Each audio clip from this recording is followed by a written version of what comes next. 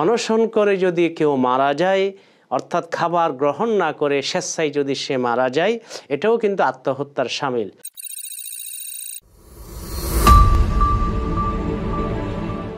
আসসালামু আলাইকুম ওয়া রাহমাতুল্লাহি ওয়া বারাকাতুহু। ইন্নাল হামদালিল্লাহ ওয়াসসালাতু ওয়াসসালামু আলা মান লা নাবিয়্যা বা'দা, আম্মা বাদ। সুপ্রিয় দর্শক, মানাহিল টিভির পক্ষ থেকে আপনাদেরকে স্বাগতম।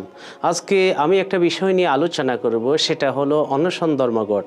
বর্তমান দেখা যায় বিভিন্ন রাজনৈতিক বা ব্যক্তিগত দাবি দেওয়া আদায়ের জন্য বিভিন্ন আদালতের সামনে বা সরকারি ভবনের সামনে বা রাষ্ট্রীয় সচিবালয়ে অনশনের ডাক দিয়ে থাকে, যে তারা বলে যে আমাদের দাবি মানতে হবে, যদি আমাদের দাবি মানা না হয় তাহলে আমরা না খেয়ে মারা যাব। এভাবে অনেকে জেলখানার মধ্যেও বিভিন্ন কারণে অনশন করতে দেখা যায়।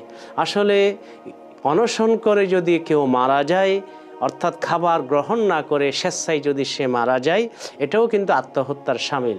তাই সে কারণে ইসলাম অনশন ধর্মঘটকে সমর্থন করে না। মুহিতে বুরহানি ফিকে হানফির কিতাবের মধ্যে রয়েছে, মনিমতানা মিনাল আকলি হাত্তা মাতা ওয়াজিবা আলাইহি দুহুলুন নার, যে কোনো একজন ব্যক্তি যদি না খেয়ে মারা গেল, তখন অর্থাৎ সে স্বেচ্ছায় না খেয়ে মারা গেল, তখন তার জন্য জাহান্নাম ওয়াজিব হয়ে যায়, কারণ এটাও আত্মহত্যার শামিল হয়ে যায়। সেই কারণে ইসলাম অনশন ধর্মঘটকে সমর্থন করে না।